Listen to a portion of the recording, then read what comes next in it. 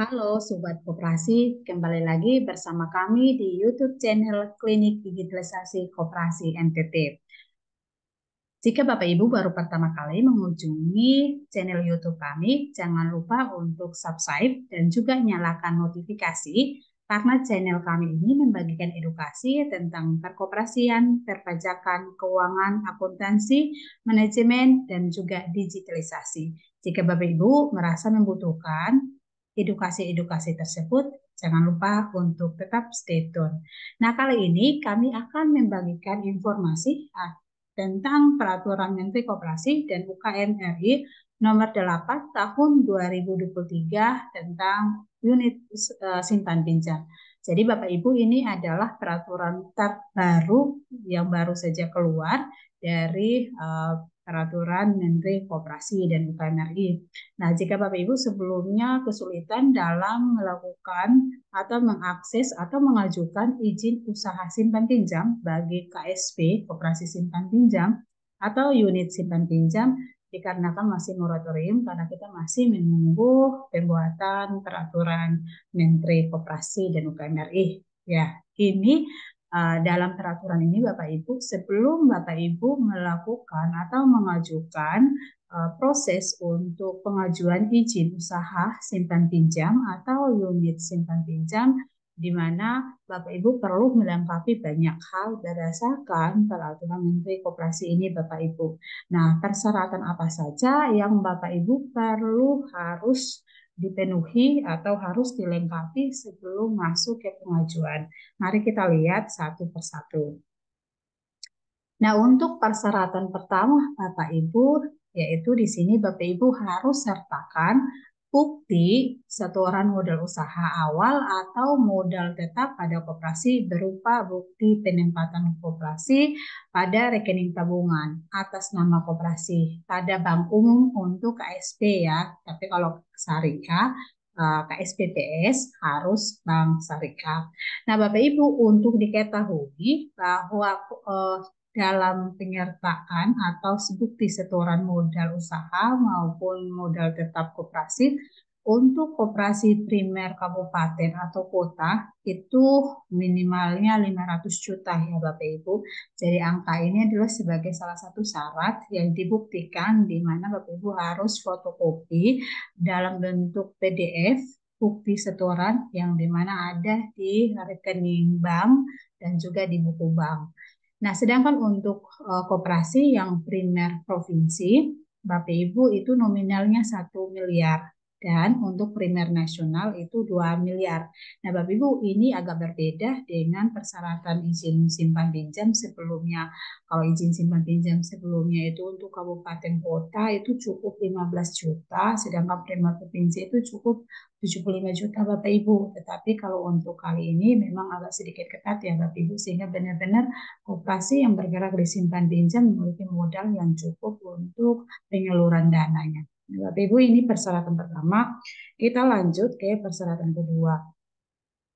Untuk persyaratan kedua ini, Bapak Ibu, di sini koperasi wajib mengupload atau mempunyai atau memiliki rencana kerja selama 3 tahun. Nah, di rencana kerja ini, Bapak Ibu harus meliputi unsur-unsur ini atau komponen permodalan, terus rencana kegiatan usaha, serta rencana bidang organisasi dan sumber daya manusia. Jika salah satunya belum ada, Bapak Ibu akan perlu melengkapi kembali lagi.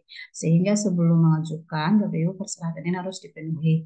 Nah, rencana kerja ini rencana kerja jangka panjang ya Bapak Ibu untuk koperasi. Kalau 3 tahun atau 5 tahun, Bapak Ibu harus menjelaskannya di komponen-komponen permodalan, kegiatan usaha, rencana bidang organisasi, dan juga sumber daya manusia.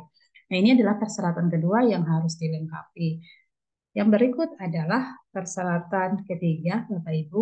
Untuk persyaratan ketiga ini ada administrasi dan pembukuan pada KSP atau USP koperasi. Jadi KSP itu koperasi simpan pinjam garing unit simpan pinjam. Jadi kalau misalnya koperasinya adalah sektorial yang punya unit simpan pinjam ya Ibu. Nah, administrasi dan pembukuan ini Bapak Ibu harus upload. Jadi ini membuktikan bahwa tata kelola koperasi Bapak Ibu sudah sesuai dengan administrasi dan pembukuan yang benar. Bapak Ibu bisa lihat di video kami yang lain tentang pembukuan dan juga administrasi yang ada KSP atau USP ya Bapak Ibu. Yang berikut adalah komponen keempat, di mana Bapak Ibu dapat lihat di sini. Ini pengurus dan juga pengawas harus memiliki riwayat hidup dengan melampirkan surat pernyataan bermeterai yang telah ditandatangani yang mencakup. Jadi ini lihat cakupannya ya. Ada surat pernyataan. Dari surat pernyataan itu item atau redaksinya ini semua harus termuat ya Bapak Ibu. Dan dalam surat riwayat hidup itu juga pertama tidak tercatat, jadi harus dijelaskan bahwa tidak tercatat dalam daftar kredit macet di sektor jasa keuangan. Jadi istilahnya pengurus atau pengawas ini bebas dari BI checking ya, jadi lolos itu. Yang berikut bahwa tidak pernah dihukum karena melakukan tindak pidana di bidang usaha, jasa keuangan, dan atau perekonomian berdasarkan putusan pengadilan yang telah mempunyai kekuatan hukum tetap.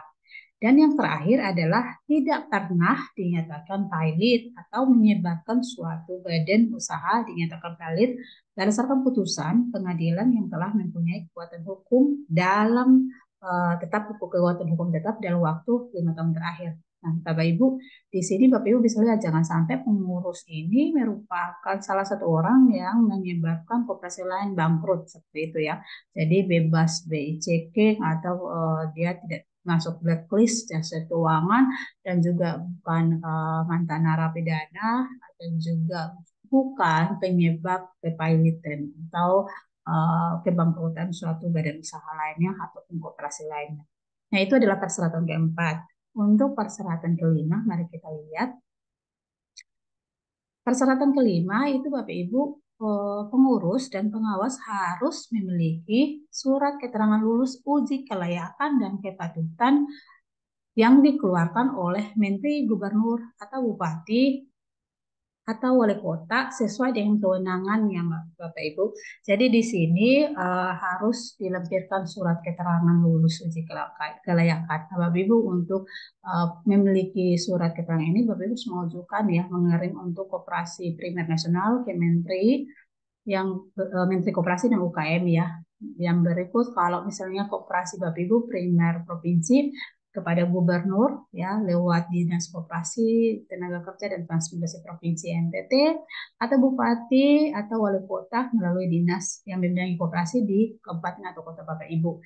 Nah, ini Bapak Ibu harus mengajukan supaya Bapak Ibu memperoleh surat keterangan ini karena surat keterangan ini yang bisa mengeluarkan adalah pemerintah. Koperasi tidak boleh mengeluarkan. Jadi ini adalah dari pemerintah. Yang berikut Bapak Ibu untuk persyaratan ke-6 yaitu ada surat pernyataan ya. Sekali lagi setiap surat pernyataan itu harus bermeterai ya yang ditandatangani oleh pengurus yang berisi komitmen dalam hal terdapat kelebihan dana. Maka hanya dapat menempatkan dalam bentuk. Jadi kalau misalnya dalam koperasi itu ada idle money-nya atau kelebihan dananya, maka hanya boleh diizinkan itu ditempatkan dalam bentuk pertama, bentuk giro. Yang kedua, deposito berjangka, tabungan, sertifikat deposito pada bank. Yang berikut adalah simpanan dan juga simpanan berjangka pada KSP dan lembaga keuangan lainnya. Yang berikut adalah pembelian instrumen saham dan obligasi di pasar modal. Lalu pengembangan dana tabungan melalui sarana investasi lainnya itu berupa yang pertama investasi langsung dalam bentuk penyertaan modal dan pemberian pinjaman kepada koperasi lain melalui kerjasama antar koperasi. Yang kedua adalah pembiayaan sindikasi untuk suatu proyek jangka pendek dengan risiko rendah dan memiliki pendapatan yang tinggi atau moderat ya Bapak Ibu. Jadi selain daripada itu tidak diizinkan untuk koperasi. Jadi harus ada pernyataan dari pengurusnya yang ditandatangani di atas materi. Kita lanjut lagi kepada persyaratan yang ketujuh. Nah Bapak Ibu untuk persyaratan ketujuh ini Bapak Ibu harus pengurus juga harus menandatangani ya surat pernyataan. Jadi ada surat pernyataan yang ditandatangani bahwa mengenai informasi penerimaan manfaat atau kita biasa kenal dengan beneficial owner itu di koperasi ditandatangani juga oleh pengurus. Lalu persyaratan, oh ya Bapak Ibu untuk format ini jika Bapak Ibu bingung dengan format seperti apa, Bapak Ibu jangan lupa nanti bisa komentar atau bisa download di link deskripsi kami ya untuk contoh-contoh formatnya. Lalu persyaratan ke-8, di mana di sini Bapak Ibu koperasinya harus mempunyai peraturan tentang prinsip mengenali pengguna jasa. Jadi harus ada persusnya Bapak Ibu untuk prinsip mengenali pengguna jasa ini. Jika Bapak Ibu juga masih bingung, tetap stay tune ya di channel kami karena kami akan membagi banyak sekali contoh dan juga format-format secara umum yang berhubungan dengan perkoperasian. Nah, ini juga Bapak Ibu harus memiliki. Nah, sebagai bukti untuk upload. Persyaratan ke-9, Bapak Ibu, di mana kalau misalnya Bapak Ibu koperasinya punya manajer ya atau maka harus dibuktikan dengan sertifikasi kompetensi.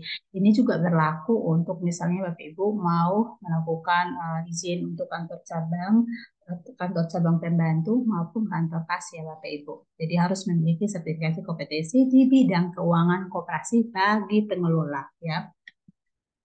Terus yang berikut adalah persyaratan untuk bukti kepemilikan dan atau sewa kantor. Jadi kalau misalnya ada kantor ini milik koperasi, maka harus upload sertifikatnya ya. Kalau sewa, maka harus upload surat perjanjian sewa kantor ya. Lalu juga upload foto papan nama koperasi dan juga sarana kerja yang dimiliki oleh koperasi bersangkutan. Lalu kita lihat lagi persyaratan berikut adalah surat bukti konfirmasi dan juga permohonan registrasi user pelaporan Go anti money laundering dari pusat pelaporan dan analisis transaksi keuangan. Nah, ini Bapak Ibu bisa juga harus pengajuan ya, selalu dapatkan bukti konfirmasi dari Go AML ini. Oke, Bapak Ibu, berikut adalah contoh format ya, tapi Ibu bisa download ya di link deskripsi format pengajuan izin oleh koperasi yang dimana ini ditandatangani oleh pengurus ya Bapak Ibu bisa dilihat di sini. Nah Bapak Ibu ini adalah syarat atau persyaratan yang perlu dilengkapi Bapak Ibu untuk izin usaha simpan pinjam bagi koperasi simpan pinjam maupun unit simpan pinjam Bapak Ibu. Nah kalau untuk koperasi yang mau membuka kantor cabang nanti di video kami yang berikutnya ya Bapak Ibu. Nah jangan lupa share, like, komen dan juga terima kasih sudah menonton. Semoga video ini bermanfaat. Jika ada komentar atau saran, boleh tulis di link komentar. Terima kasih dan sampai jumpa di next video.